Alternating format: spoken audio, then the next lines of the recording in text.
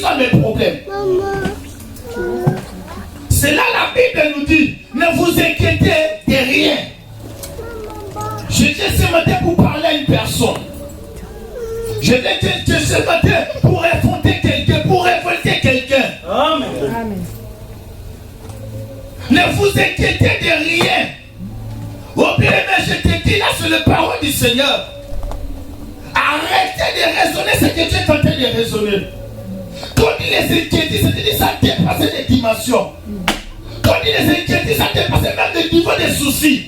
Quand l'homme devient inquiet, c'est-à-dire toutes les choses peuvent faire, il va s'inquiéter tout le temps. Attends qu'on lit à son banc, à son lié peut-être à Koufa. Mais la Bible nous ne vous inquiétez de rien. Amen. Pourquoi cette parole? Dans la Bible, il y a un livre qui nous dit dans le livre de Psaume chapitre 23. Verset 1. L'Éternel est mon berger, je ne manquerai de rien. Amen. Oh, mais j'aime cet homme de ta vie. Amen. Comme l'Éternel est notre berger, je ne manquerai de rien.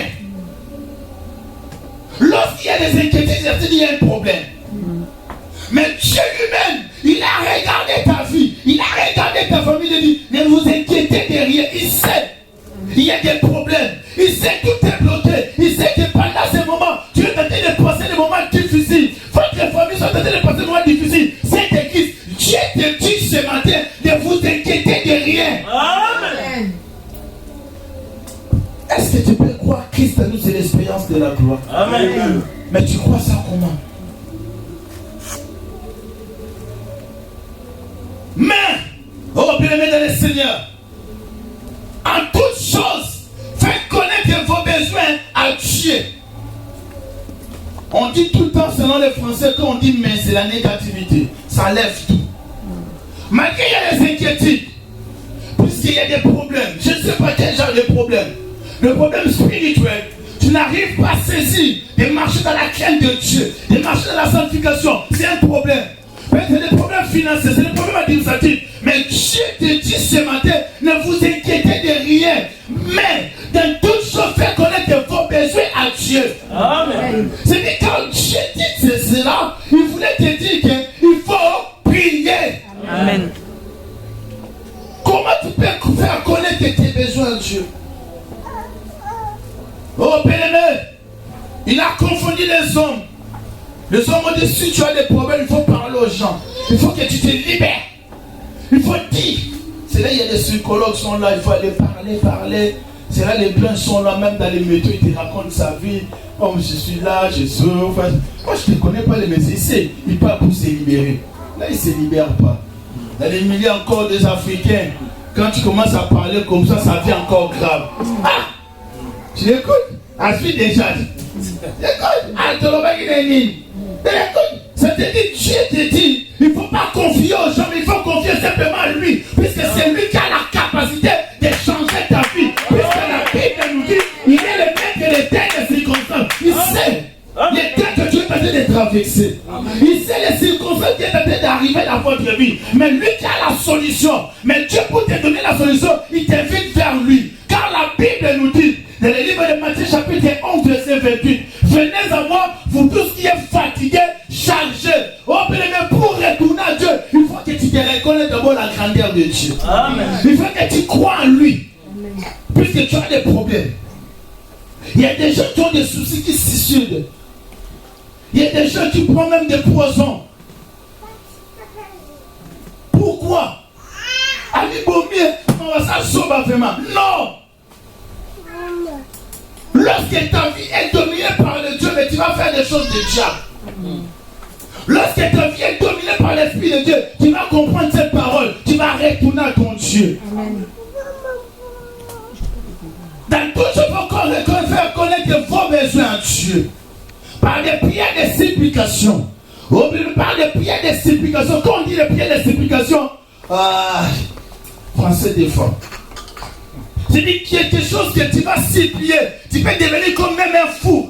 Comme on dit en lingala, comme un soba, comme un yuma. Puisque tu es en train de supplier quelque chose. Si tu es en train de demander le mariage à quelqu'un, tu peux tout faire. Des fois tu n'as rien, tu vas dire, à la fois, non, ça coupe mon simba. Non, tu vois comme Gunda, non, ça mukada. Tu vas parler des choses, tu peux toucher les cœurs de quelqu'un pour qu'il te donne en mariage. L'idée à chaque fois là. L'idée à la société. Tu pousses quelqu'un, tu te supplies quelqu'un avec des paroles qui peuvent toucher. Quand on dit de faire de prières, des supplications, c'est-à-dire de faire de prières qui peuvent toucher les cœurs de Dieu. De dire des choses où Dieu, quand on va regarder, dit non, il faut que je fasse quelque chose. Mais quand tu lis dans la Bible, il y avait quelqu'un qui avait compris ces choses. David, pendant qu'il priait, il fait des prières des supplications. David, il passait des moments difficiles, il dit, l'Éternel est mon berger, je ne manquerai de rien. À ce moment-là, il manquait plein de choses. À ce moment-là, il fuyait même Saoul. À ce moment-là, il est derrière la forêt. Même sa famille, ils ont oublié même David. Même sa famille, ils ont oublié. Puisque quand Samuel il était venu dans la famille de David, même son père, ils ont oublié. Il a présenté tous les enfants, mais il a oublié même David. Même le prophète, tout le monde a demandé. Il y a que ça.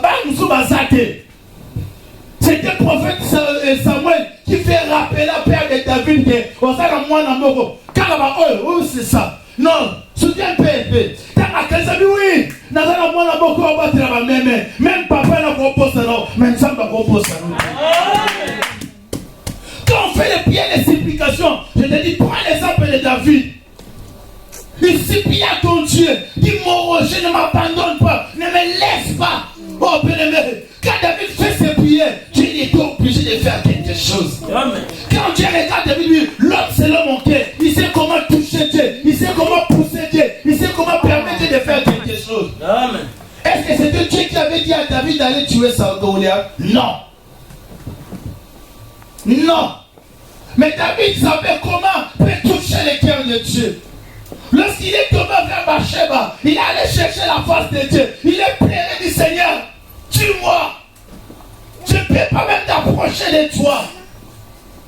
Quand on fait les prières, les supplications, bien aimé dans le Seigneur, on fait avec concentration. Des fois, nous gênons, des fois, nous sacrifions beaucoup de choses. Mais aujourd'hui, nous faisons des prières artificielles, des prières terre à terre. Seigneur, tu es bien. Des fois, je dis, tu coupes même de prières d'autres personnes. Seigneur, tu es merveilleux. Ah! Comment tu peux dire, Seigneur, il est merveilleux, mais tu passes des moments difficiles? Ça vient d'où? Des fois, d'autres personnes pour prier, regarde à gauche, droite. Je sais pas. Non! Quand on fait les prières des supplications, on oublie même des personnes qui sont à tes côtés, puisque c'est ta vie qui est en danger.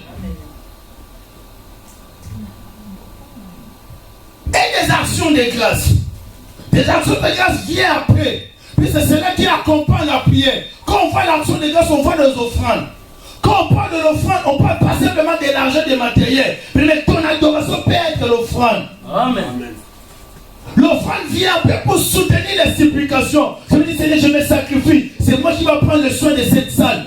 Tous les jours avant l'étude, je dois passer pour arranger. C'est moi qui vais commencer à payer. C'est moi qui vais commencer à faire des choses. Seigneur, tout est, je vais commencer à t'adorer. Même si les temps difficiles, je serai dans ta présence. C'est ça les actions de grâce qui accompagnent ce que tu avais fait avant. Alléluia. Amen. Mais je ne sais pas. Tu as passé le temps devant la face de Dieu dans la prière. Mais des fois, je dis, nous négligeons. Dans l'aspect de la prière, selon la définition, c'est une communication entre l'homme et son Dieu. Mais dans la communication, nous avons deux aspects. Renvoi et réceptionner. D'abord, quand tu vas appeler, d'abord ton téléphone va sonner. Quand le téléphone sonne, tu vas attendre d'abord la personne pour décrocher oui ou allô. Si les personnes ne décrochent pas, tu ne vas pas commencer à parler. Mais aujourd'hui dans l'église, nous montrons les monologues. Dieu n'a pas encore décroché le téléphone, mais tu as déjà commencé à parler et tu as dit Amen. Après tu dis que Dieu va faire. Dieu va faire comment? Non. Dans la prière, il faut deux aspects. Quand tu appelles, Dieu peut répondre oui. Après tu dis, il va te dire des choses. C'est que Dieu va te dire, ça va te donner la force. Quand tu vas dire Amen, tu vas croire que Dieu va faire quelque chose. C'est là bien aimé, quand tu passes devant la présence de Dieu, dans l'église, dans votre maison, partout, il faut être sensible. Je dis, la prière demande la concentration. Puisque la Bible nous dit, il parle tantôt d'une manière, tantôt d'une autre. Quand Dieu va te parler, ça va te donner l'assurance. Amen. Des fois, tu cherches Dieu, ne même pas répondre à tes prières. Tu dis Amen, tu pars vite. Non.